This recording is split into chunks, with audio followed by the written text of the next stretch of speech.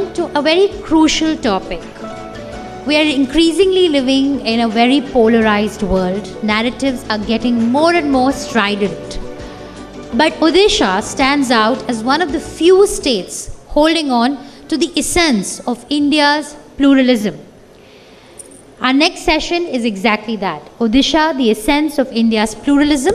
Can I please invite my colleague M.G. Arun, Executive Editor of India Today magazine, and panelists Mr. Devdutt Patnaik, author and mythologist, and Mr. R. Balakrishnan, author, researcher, and Chief Advisor to the Chief Minister's Office.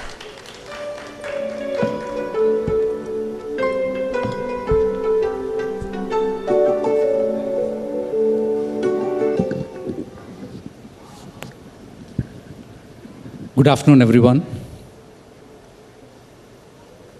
Culture shapes a society's core values and norms, which are shared and transmitted from one generation to another through a social learning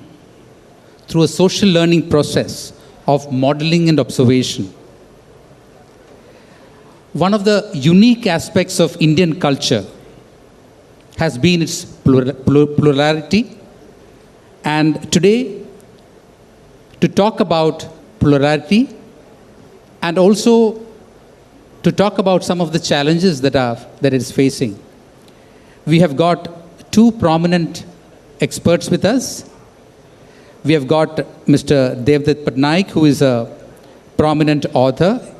He's written around 50 books and a mythologist. And we have Mr. R. Balakrishnan, who is an author, researcher, and chief advisor to the Chief Minister's Office. Welcome.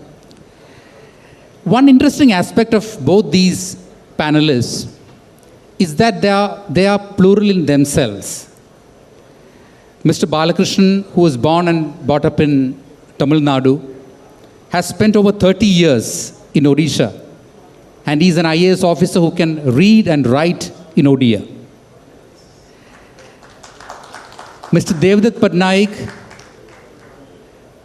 whose parents are from Odisha, but he was born and brought up in Mumbai, lived there for close to 5 decades, and he speaks and writes excellent Marathi.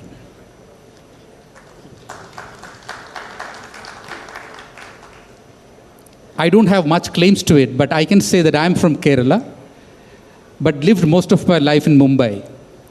And today, I'm in Bhubaneswar talking to you about plurality.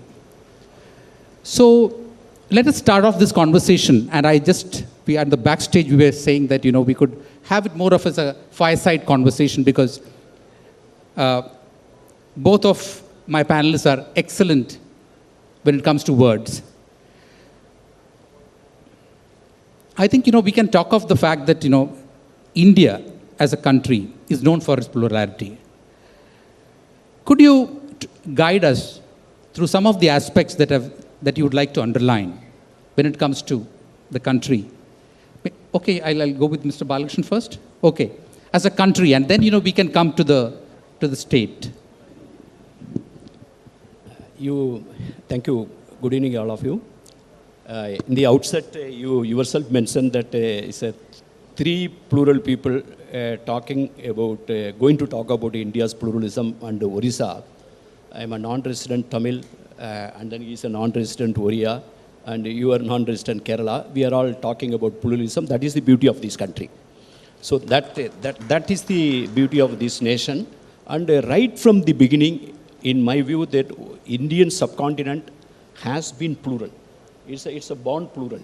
So look at the variety. That means the number of languages spoken.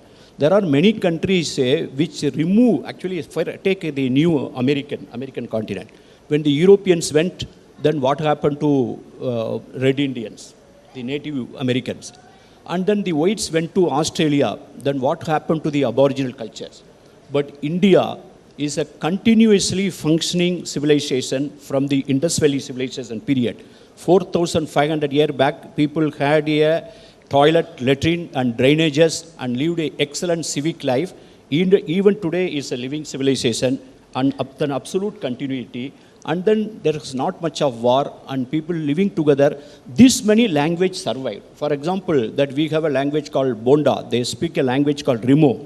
It's spoken to something around 4,500 to 5,000 people. They must have existed in this particular land for the millions of years. So the very fact that India is a very a classical story for the pluralism, and of course there could be a different type of understanding. Probably we'll go to that after Mr. Patnaik takes a call on that. Basically the pluralism itself, how it can be multiculturalism, can be variously viewed. Probably I'll come back to that. Okay, Mr. Patnaik, maybe your views on, India as a plural country, and also, you can draw on some of the areas of expertise, which is mythology. So, India is the land which gave the world the concept of rebirth. So, what is called Punarjan, rebirth, karma. This idea of rebirth emerges in India, and because it is about rebirth, that idea is closely related to diversity. Because the concept that you live only once, there is one God, one life, and you live only once, and you have to live one way, the right way.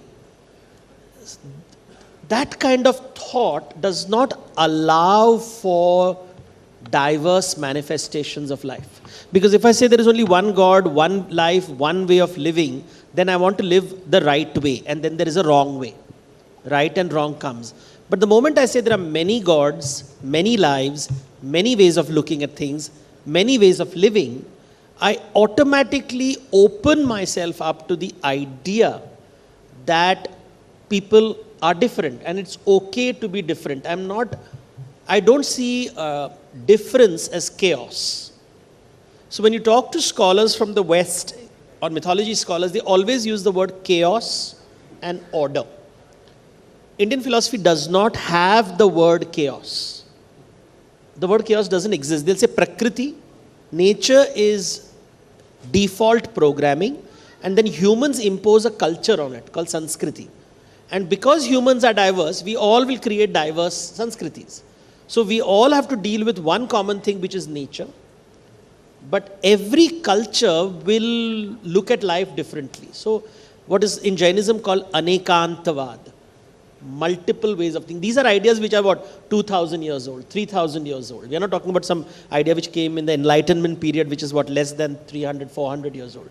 We are talking about ideas which have been part of our country for 2,000 years conservatively, maybe 3,000 years. So that, I think, is the essence of Indian pluralism, the acceptance of karma, of acceptance that everybody thinks differently, everybody is different. There will be different languages. I don't expect homogeneity. I expect diversity. While the way I see philosophies in the West, they privilege homogeneity and they privilege one idea over many. And that's what you see happening. And when they came, so they bring the idea of there is only one, but the moment they come to India, everything is about many, many, many. And that's the tension that you see. So India's pluralism is based on its philosophy. Great. So now we will examine as to why plurality is a very important component to have, or an idea to have, and we should give our best to maintain that quality. You have been an IAS officer for several years here. What has been your experience? And you were talking about the way in which this impacts governance in a big way. So from the practical aspect of it, how do you bring plurality? Why do you think it's a major component when it comes to governance of a state like Odisha?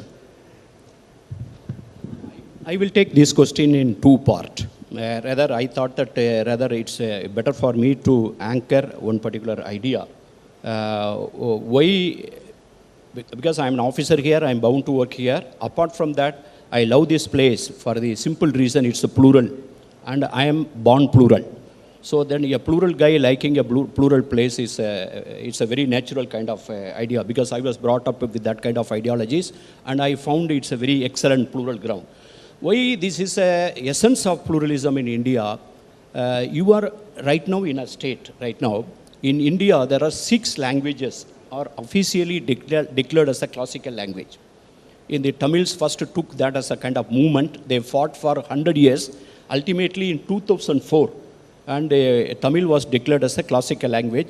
Incidentally, I happen to be a person who also had a role in drafting the cabinet-related notes. I was approached to write for it because I love my mother tongue and I have quite a writing as well. So then, last language to be declared as a classical in India is Odia in 2014. Then followed by Tamil, it was Sanskrit, then Telugu, then Kannada, Telugu, Malayalam, then Odia. So if you really look at it, out of these 6 languages, one is a Sanskrit language of the ancient and not actually spoken by the people, but it's a great repository of knowledge. But then other languages are basically Southern Dravidian languages, that means rest of the 4. Only one Indo-Aryan language in India, which is living language, which is declared as a classical language, is Odia language.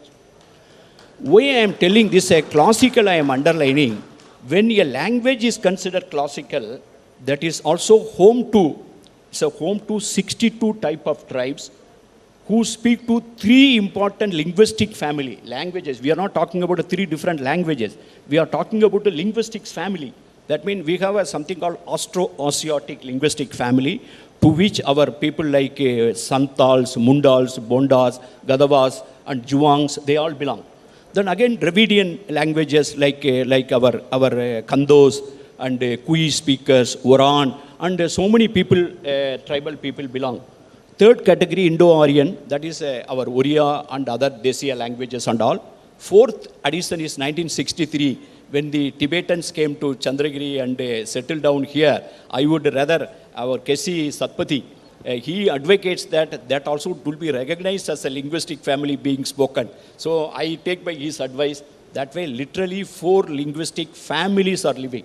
So one language being simultaneously classic and simultaneously being plural and home to the 3 different ancient linguistics family and accommodating another linguistic family is a unique case study. So that is how I look at it, the ground in which this particular state. I have a feeling it has been plural right from the beginning.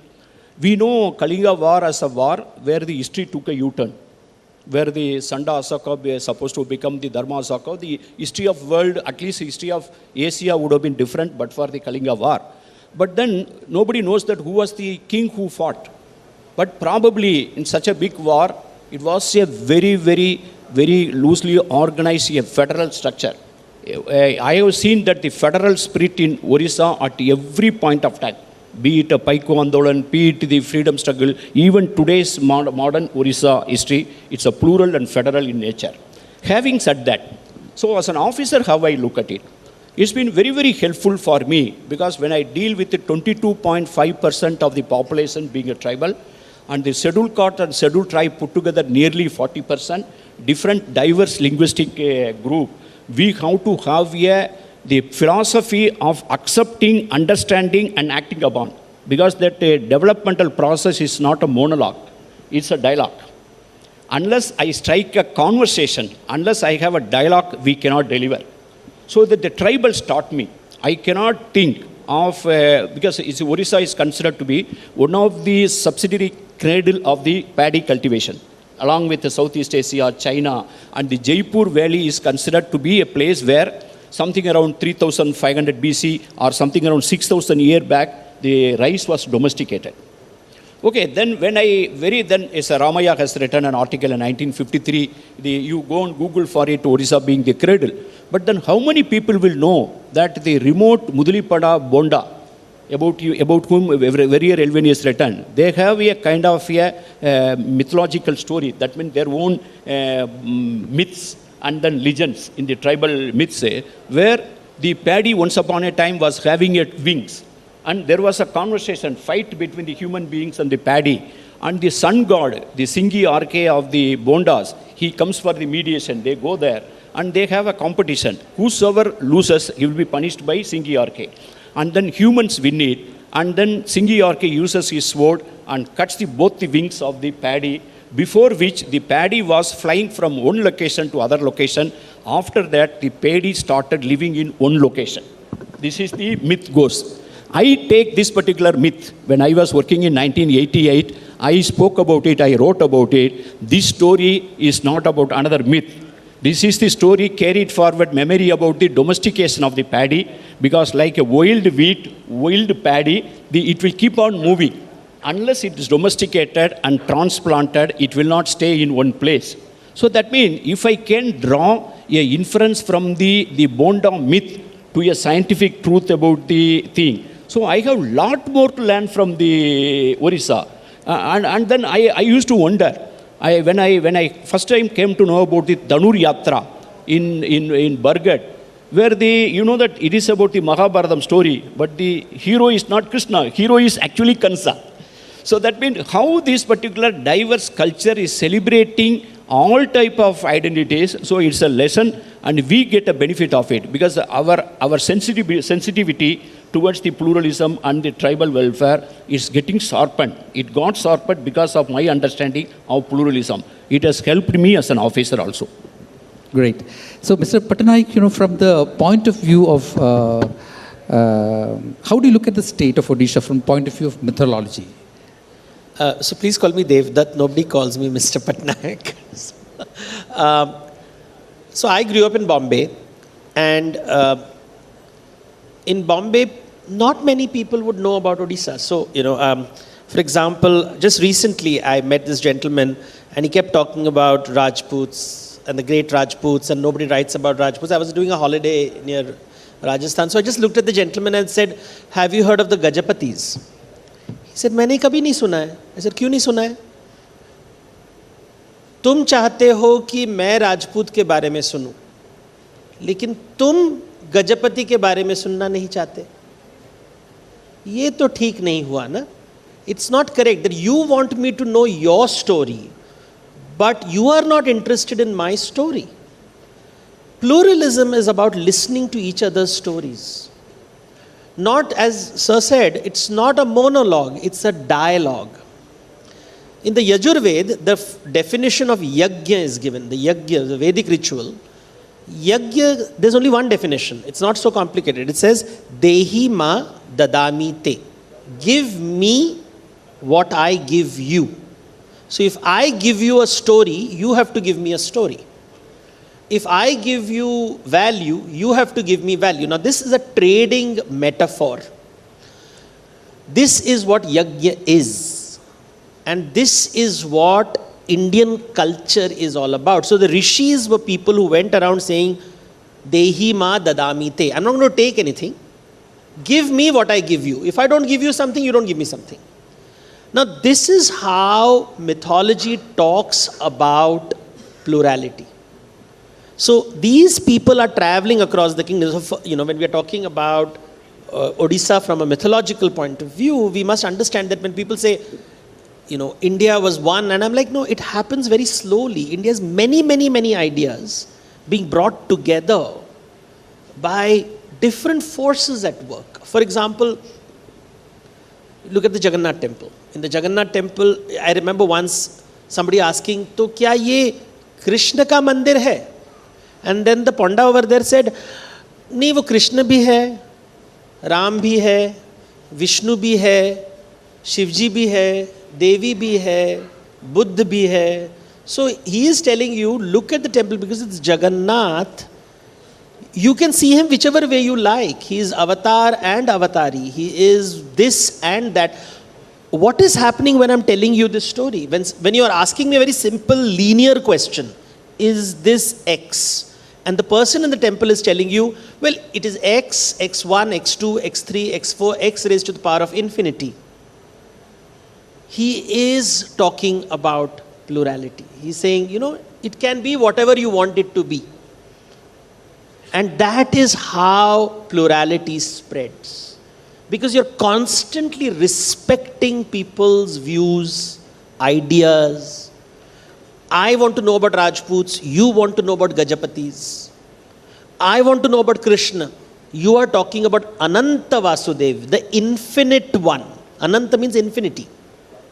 So I want information on one God, I end up listening about many gods. This is how in Indian mythology, we forget that, everybody talks about the 4 Vedas. The only manuscript, of Atharva Veda was found in Odisha. The only place where it survived was in Odisha. Atharva Veda today, the document that we have, comes from Odisha. But you ask someone in the rest of India, where did Atharva Veda survive? They don't remember Odisha because the stories are not being exchanged. India has always had multiple storytellers traveling from north to south. Like I had done a television show called Devlok with Devdutt Patnaik. And one of the episodes we had Shabri ke Bear. It's a very famous episode of Shabri eating berries. Now the director did not get bear because during the season there was no bear available in the market. He put angur. Then there was a lot of controversy. Shabri ke bear mein Shabri ke angur kaise bana diye tumne? Because it was angur.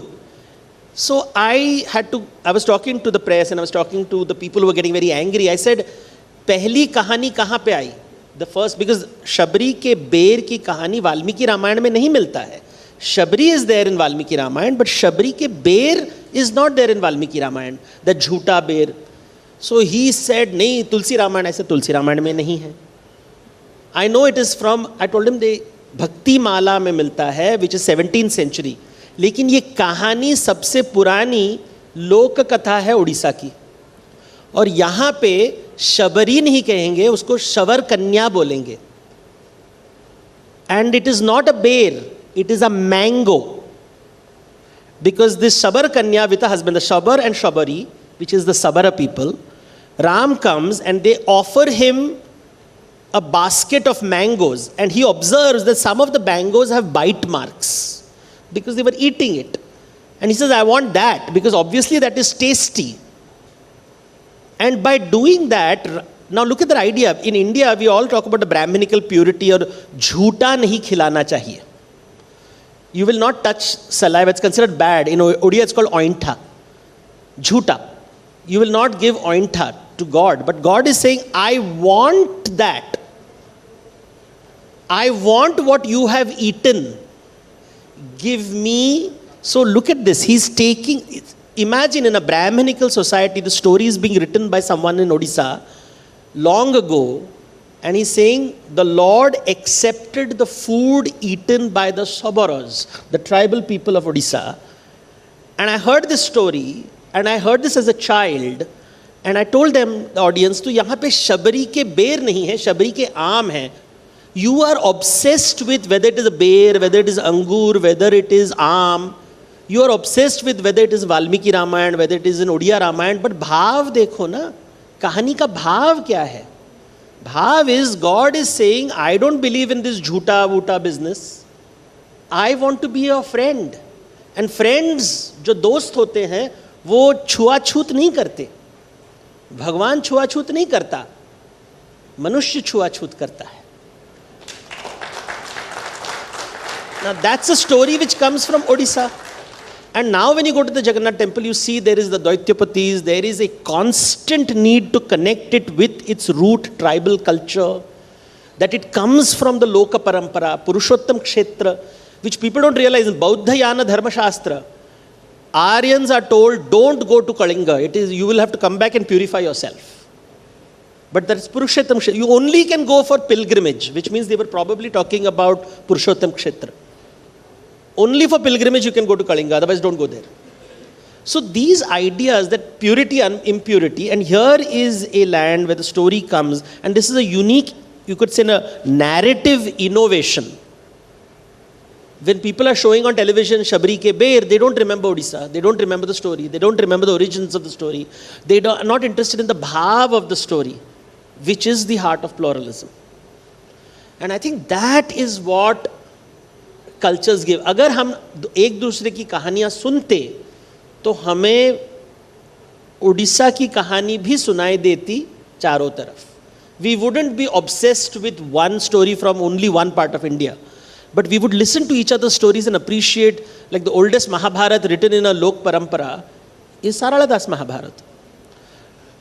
In my art, I always draw the image of Nabagunjara, and people say, हमने तो कभी नहीं देखा है. Sir, क्यों नहीं देखा है? भारत का है. अगर तुम, if you're interested in me, I will tell you my story.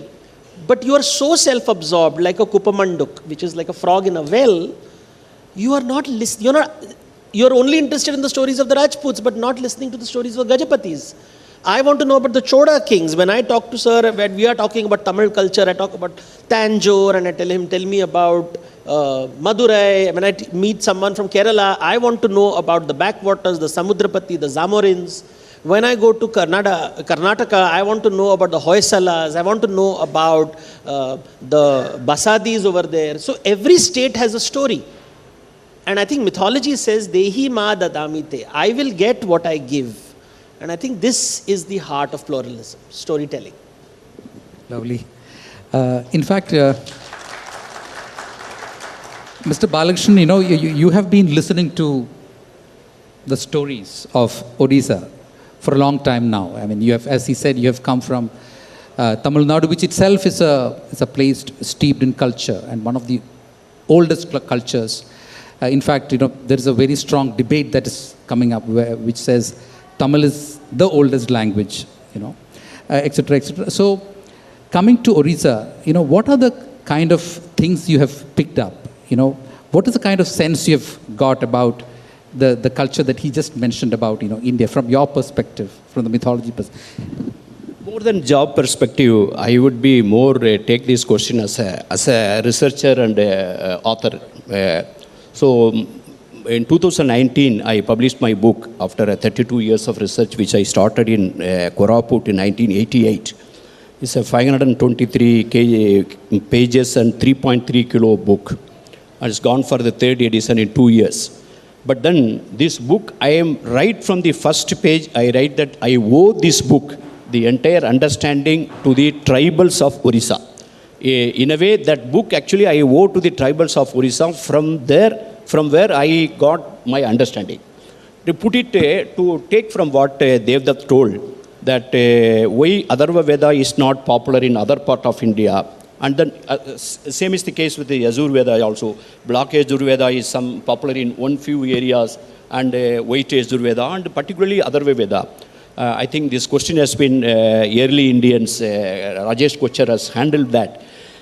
When the people travel, Aryans travel, they pick up the information about the local tribes and local people slowly. And that is the reason Atharva Veda is the fourth Veda.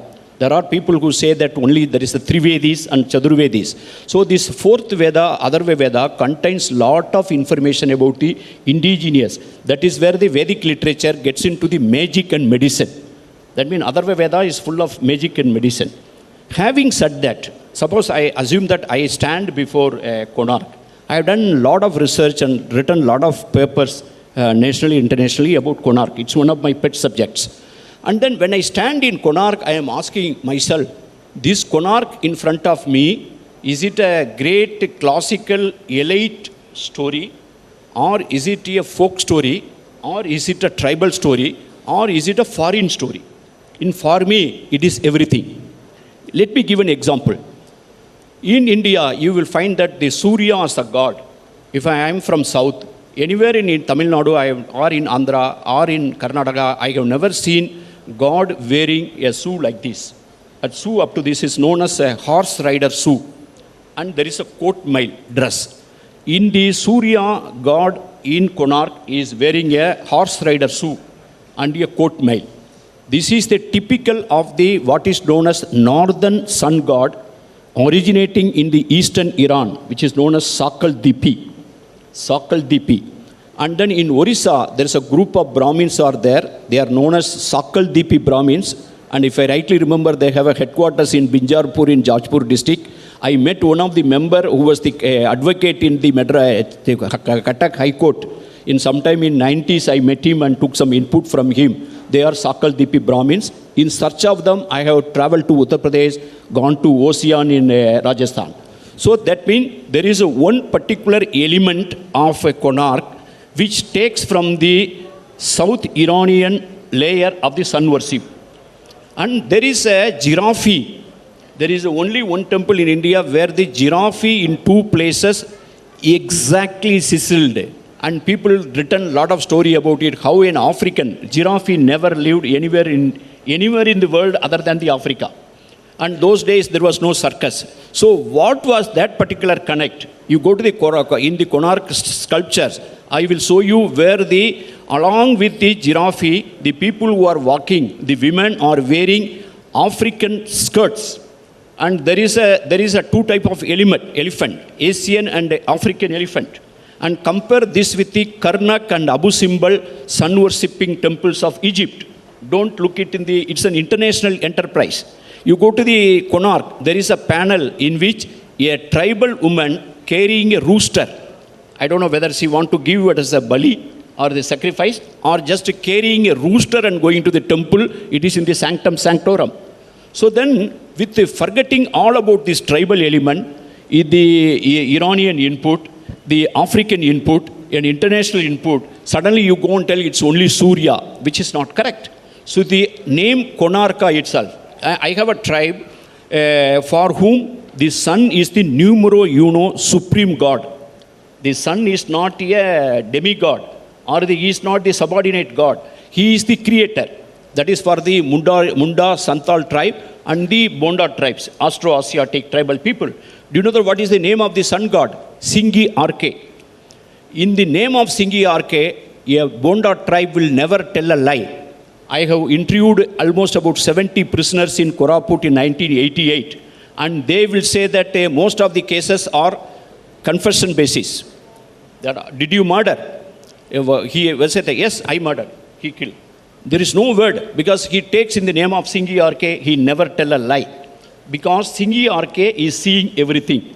From Singi Arke to Ernest Tampo, it is an absolute continuity of a cultural tradition. So I refuse to believe that a primitive tribe like a Bonda tribe, their god being a Singi Arke, they would have borrowed this name. Somebody has written that they have borrowed this name from the Sanskrit Arka, which will never take place.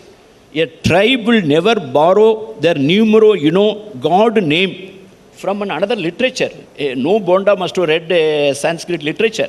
So that means there is a need to look at the Indian civilization, Indian culture as a multi-layered.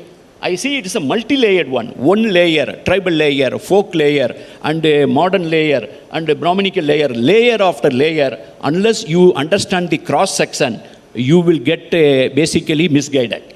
So just to say that how I look at this particular pluralism in India as well as in Odisha specifically. Normally we in the modern world, when we talk about whether it's a wonder that was India or any amount of conversation about India, we are getting used to a terminology called unity in diversity.